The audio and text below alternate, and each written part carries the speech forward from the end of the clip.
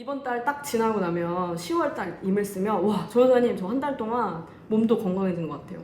마음의 스트레스를 어떻게 다스려야 될지 알겠어요. 저 이번에 공부도 진짜 열심히 하고요. 믿음도 되게 많이 자라는 것 같아요. 이런 제보를 전도사님 받기를 원합니다. 그리고요, 우리 여러분의 부모님들을 통해서도 이런 이야기를 듣고 싶어요. 전도사님, 우리 아이들이 달라졌어요. 세상에. 애들이 달라진 것 같아요. 이런 제보를 더 듣기를 원합니다. 그래서 여러분을 통해서 예수님이 보여지는 9월 한 달이 되기를 간절히 소망합니다. 오늘은요, 넉넉한 승리라는 주제로 이야기를 좀 나누려고 합니다. 느헤미야를 읽을 거예요. 오늘은 다 같이 느헤미야를 읽을 거고요. 느헤미야 1장부터 4장까지의 이야기를 조금 설명을 해드리도록 하겠습니다. 첫 번째부터 시작되는 슬기로운 영육생활에 좋은 인물들이 누굴까 한 주에 한 명씩 정도 소개가 되지 않을까 생각이 드는데요. 첫 번째는 느헤미야입니다. 느헤미야는 선지자는 아니에요. 그러니까 목사님이나 제사장 역할을 감당하는 하나님의 말씀을 전하는 사람은 아니었어요. 그냥 아닥사스다 왕의 종으로서 있었던 사람이거든요. 근데 신하로서 포로로 끌려가서 종으로 살다가 이스라엘의 그 예루살렘 성전이 무너지고 성벽이 무너졌다는 이야기를 듣게 됩니다. 그래서 느헤미야 1장에서는 우리가 말하는 일반 평신도, 예수님을 열심히 믿는 교회 다니는 어떤 한 사람이 성전이 무너지고 교회가 무너지고 하나님의 나라가 무너진다는 얘기를 듣고 너무너무 마음이 아파하는 모습이 1장에서 나타납니다. 그리고 느헤미야는 이 일을 위해 하나님께 기도하게 되죠. 하나님, 우리 그 나라가 너무나 불쌍한 가운데 있습니다. 도와주세요. 기도하게 되죠. 그리고 나서 용기를 내서요, 자기가 직접 할 수 있는 것이 무엇일까 실행에 옮기는데요. 그 2장에 나와요. 아닥사스다 왕한테 가가지고 우리 고향의 땅에 이런 어려움이 있는데 내가 가서 성벽을 짓고 성전을 다시 건축하는 일을 돕고 싶다. 용기를 내서 하나님께 기도하고 왕에게 나아갑니다. 고작 포로밖에 되지 않는 존재 느헤미야가 왕에게 나아가서 감히 그런 이야기들을 해주었을 때 아닥사스다 왕은 이 느헤미야에 대해서 대노하지 않고 오히려 그런 일이 있어서 네가 마음이 아프냐, 내가 너를 그냥 보내줄 뿐만 아니라 성벽을 쌓는데 필요한 모든 것들을 내가 도와주겠다. 그래가지고 필요한 재료들까지 다 챙겨서 이스라엘 예루살렘으로 오게 됩니다. 이 모든 과정은 느헤미야의 능력으로 할 수 있는 것은 분명히 아니었고 하나님을 바라보며 의지하였던 그 느헤미야의 기도를 들으신 하나님의 일하심이었습니다. 그리고 3장에서는요, 여러 가지 건축되어가는 과정들이 나타나요. 뭐가 지어지고 그래서 이스라엘 백성들이 힘을 모아서 예루살렘 성벽을 열심히 영차영차 짓게 되는데요. 어려움이 계속해서 다가옵니다. 4장, 5장, 6장 가면 갈수록 되게 많은 시험과 어려움이 나타납니다. 여러 사람들이요, 모욕하기도 하고요, 옆에 와서 방해하기도 하고요. 니네가 지어봐야 무슨 소용이 있겠냐, 이렇게도 얘기하고요.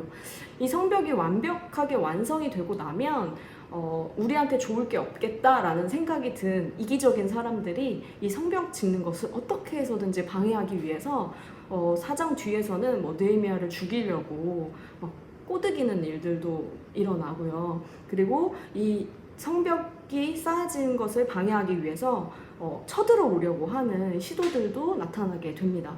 이 4장에서는요, 그런 상황들을 이스라엘 백성들이 어떻게 견뎌나가는지가 등장하게 되는데, 이 4장의 말씀을 우리가 같이 집중해서 보며 나아가기 원합니다.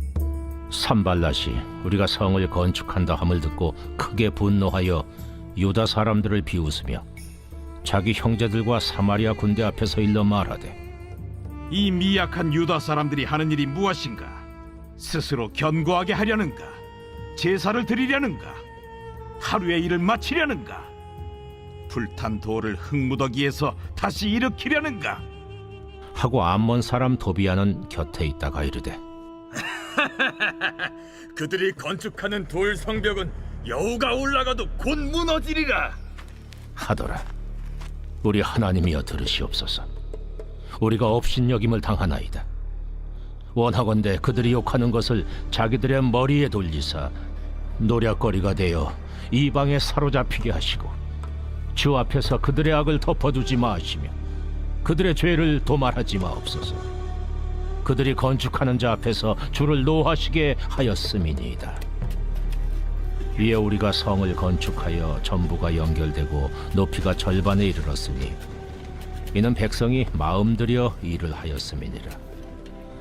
산발락과 도비야와 아라비아 사람들과 암몬 사람들과 아스돗 사람들이 예루살렘 성에 중수되어 그 허물어진 틈이 메꾸어져 간다 함을 듣고 심히 분노하여 다 함께 꾀하기를 예루살렘으로 가서 치고 그것을 요란하게 하자 하기로 우리가 우리 하나님께 기도하며 그들로 말미암아 파수꾼을 두어 주야로 방비하는데 유다 사람들은 이르기를 흙무더기가 아직도 많거늘 짐을 나르는 자의 힘이 다 빠졌으니 우리가 성을 건축하지 못하리라.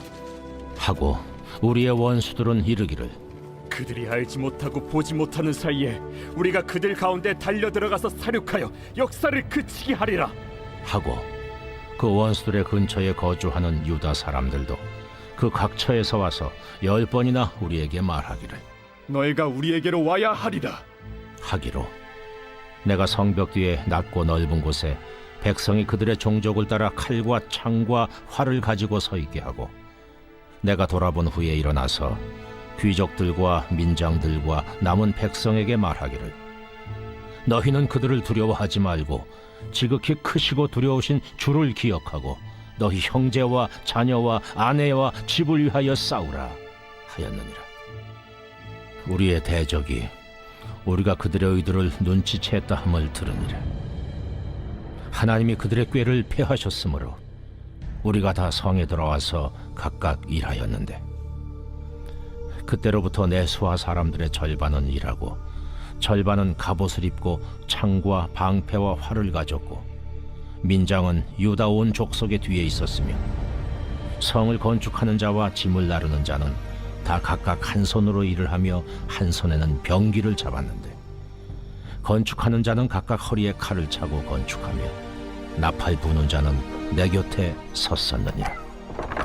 내가 귀족들과 민장들과 남은 백성에게 이르기를 이 공사는 크고 넓으므로 우리가 성에서 떨어져 거리가 먼저 너희는 어디서든지 나팔 소리를 듣거든 그리로 모여서 우리에게로 나아오라. 우리 하나님이 우리를 위하여 싸우시리라 하였느니라. 우리가 이같이 공사하는데 무리의 절반은 동틀 때부터 별이 나기까지 창을 잡았으며 그때 내가 또 백성에게 말하기를 사람마다 그 종자와 함께 예루살렘 안에서 잘지니 밤에는 우리를 위하여 파수하겠고 낮에는 일하리라 하고 나나 내 형제들이나 종자들이나 나를 따라 파수하는 사람들이나 우리가 다 우리의 옷을 벗지 아니하였으며 물을 기르러 갈 때에도 각각 병기를 잡았느니라.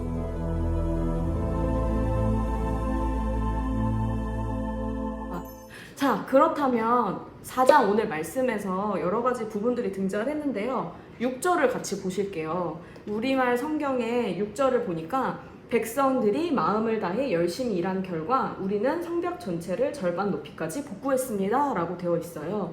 백성들이 어떻게 일했냐면 마음을 들여서 열심을 다해 임했다고 이야기를 합니다. 실제로 성벽이 지어지는 데까지 들었던 기간은 52일이었대요. 방해하는 사람들이 그렇게도 많았는데 52일 만에 이 성벽을 지을 수 있었다고 합니다. 그것은 그들이 그냥 설렁설렁 해야 되니까 의무감으로 억지로 끌려간 것이 아니라 정말 마음을 다해 열심으로 임했기 때문에 가능했던 것이라 생각이 되어져요. 우리 은서가 마음에 든다고 고마워. 17절을 또 가볼게요. 17절에 보니까 또 이 사람들이 어떻게 임했나 볼 수가 있는데요. 17절, 18절을 제가 읽어볼게요. 건축자재를 실어 나르는 사람들은 한 손으로는 일을 하고 다른 한 손으로는 무기를 들었습니다. 그리고 성벽을 쌓는 사람들도 각자 칼을 허리에 차고 일했습니다. 다만 나팔 부는 사람만 나와 함께 있었습니다. 사람들이 한 손으로는 일을 하고 다른 한 손으로는 무기를 들었다고 이야기를 해요. 나에게 맡겨진 일을 한 손으로는 임하고 한 손으로는 방해하는 세력이 왔을 때 그들을 대적하려고 양손에 준비를 했다고 합니다. 칼을 차고 짐을 나르기도 하고 우리가 생활하는 일상 속의 생활도 마찬가지인 것 같아요. 우는 사자와 같이 달려드는 사단은 여러분이 언제 긴장이 풀리나 언제 어떻게 하면 여러분들에게 맡겨진 것을 성실하게 임하지 않도록 방해할 수 있을까 노려보고 있겠죠. 그들을 우리가 대적하기 위해서는 한 손으로는 열심히 우리에게 맡겨진 일들을 해야겠지만 또 한 손으로는 그들을 대적하기 위한 믿음의 연단들을 같이 겸해 나가야 되는 것이 우리에게는 반드시 필요한 것 같습니다.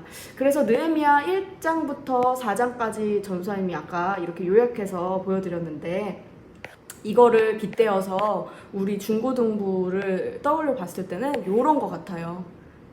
슬기로운 중고등부가 되기 위해서는 첫 번째, 우리가 무너진 일상을 위해 기도해야 합니다. 어떤 학생들은요, 자기의 본분이 학생인 본분을 기억했어요. 그래서 열심히 공부는 해요. 근데 정작 믿음 생활은 엉망진창인 거예요. 혹은 본분을 잘 다하기 위해서 딸로서도 아들로서도 학생으로서도 열심히 공부하고 믿음 생활도 열심히 해요. 그런데 정작 내 마음은 너무 항상 상처 가운데 있어요. 혹은 내 마음이 항상 건강하기 위해서 열심히 노력하는 대신에 몸은 엉망진창이 되어 있어요. 여러분은 어떤가요? 믿음, 내가 맡겨진 학생이라는 신분 혹은 아들이라는 딸이라는 자녀라는 이 직분 또 크리스찬이라는 사람으로서의 그 맡겨진 일들 잘 감당하고 계신 것 같다고 생각하시나요? 혹은 여러분은 몸을 잘 다스리고 있나요? 혹은 여러분의 마음의 상태를 위하여 건강한 마음 상태를 위하여 노력하고 있나요? 관심을 갖고 있나요? 혹시 지금 전사님 이야기를 들으면서 나한테 가장 무너진 일상은 무엇일까? 순서대로 무너진 순서대로 한번 써볼까요? 우리 예빈이는 믿음 생활이 좀 부족한 것 같다. 학업에 대해서 잘 못하는 것 같다. 몸은 제일 건강한데 그지? 그런 것 같다고 얘기를 하고 있고 또 우리 지우 같은 경우는 또 믿음, 본분, 마음, 건강 우리 배 선생님은 마음이 많이 힘드신 상태라고 우리 현준이는 믿음, 그 다음 마음이 문제 그 다음에 선희쌤은 마음의 상태가 참 많이 힘드시다고 우리 희우는 학업이 많이 부족한 것 같다 우리 혜림이는 믿음, 그 다음에 학업, 학생으로서의 본분 그 다음에 희선은 본분을 제대로 못하고 몸이 좀 엉망인 것 같아요 아이고 어떡해 우리 은서는 믿음 생활과 본분, 몸은 제일 건강한 것 같다고. 여러분들이 이 9월 한 달 동안 이 무너진 모든 일상들이 바르게 세워질 수 있게 같이 기도하는 시간들을 가졌으면 좋겠습니다. 두 번째, 주님을 의지하며 즉각 실행하자. 느헤미야가 그 예루살렘의 소식을 듣고 깨달았을 때 기도한 것으로 끝내는 것이 아니라 담대하게 왕에게 나아가서 필요한 것들을 요청하는 모습 그리고 그 요청이 수렴이 된 대로 바로 그 땅으로 가서 예루살렘을 위하여 열심을 내서 헌신했잖아요. 사실 느헤미야는 선지자도 아니었고 제사장도 아니었고 그런 상황임에도 불구하고 자신이 할 수 있는 최선을 다했단 말이에요. 우리도 믿음 부족해.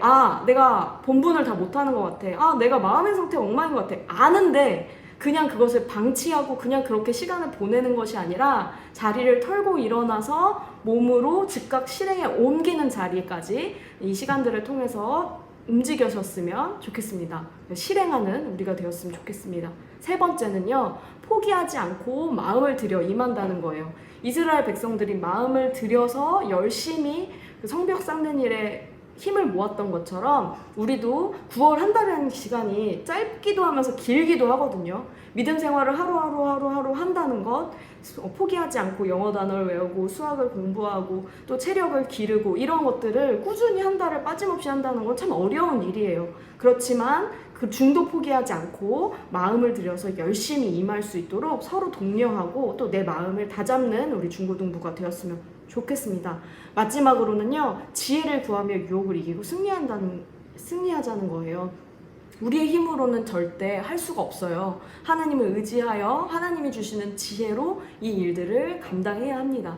우리에게 갖가지 방법으로 유혹이 찾아올 거예요. 피곤하다느니, 잠이 안 온다느니, 오늘 몸 컨디션이 별로라느니, 오늘따라 외출할 일이 너무 많았다느니, 뭐 과제가 많아서 하다 보니까 뭐 그랬다느니, 아니면 영상을 보다 보니까 시간이 이렇게 간 줄 몰랐다거나 여러 가지 유혹들이 여러분에게 찾아올 텐데, 그 유혹의 순간마다 하나님께 지혜를 구하면서 그 유혹을 이기고 넉넉히 승리하는 중고등부, 슬기로운 중고등부, 영육이 건강한 중고등부, 그러한 9월이 되기를 간절히 기도해 봅니다. 적당히 아슬아슬하게 겨우 이기는 정도가 아니라 완전히 넉넉히 이기는 우리 중고등부가 되었으면 좋겠습니다.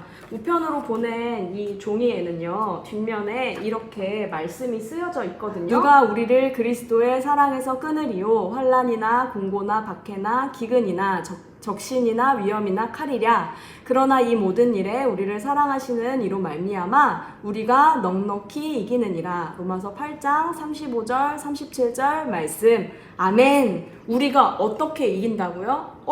어쩌다가 겨우 이기는 정도가 아니라 넉넉히 이기느니라. 주님과 동행하심으로 예수님의 사랑으로 말미암아 이 한 달 동안 우리가 계획했던 거, 마음먹었던 거, 결단했던 것 넉넉히 이기는, 넉넉히 승리하는 우리 중고등부가 되었으면 좋겠습니다. 이번 달 딱 지나고 나면 10월 달 임을 쓰면 와, 전도사님 저 한 달 동안 몸도 건강해진 것 같아요.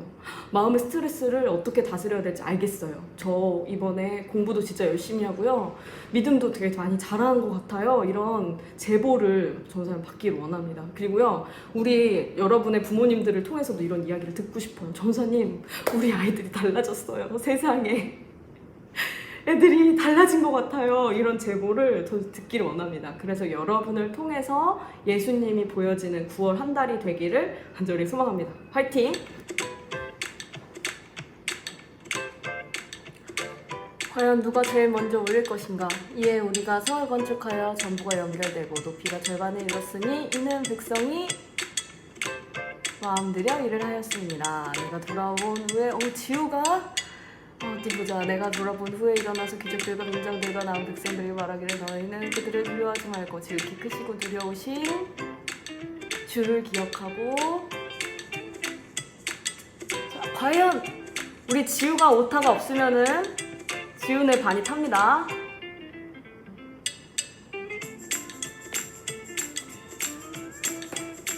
마음 들여 주를 기억하고 싸우라. 두려워하지 말며 너는 듣고 깨우치라. 우리를 사랑하시는 이로 말미암아 넉넉히 이기느니라. 와, 서지 오타 안 났어요. 축하합니다. 없어 축하드립니다. 네, 중3 클래스. 네, 우리 창기쌤 축하드립니다. 우리 중3 친구들 덕분에 명준이랑 태희까지 간식을 받을 수 있게 됐네요. 축하드립니다. 우와.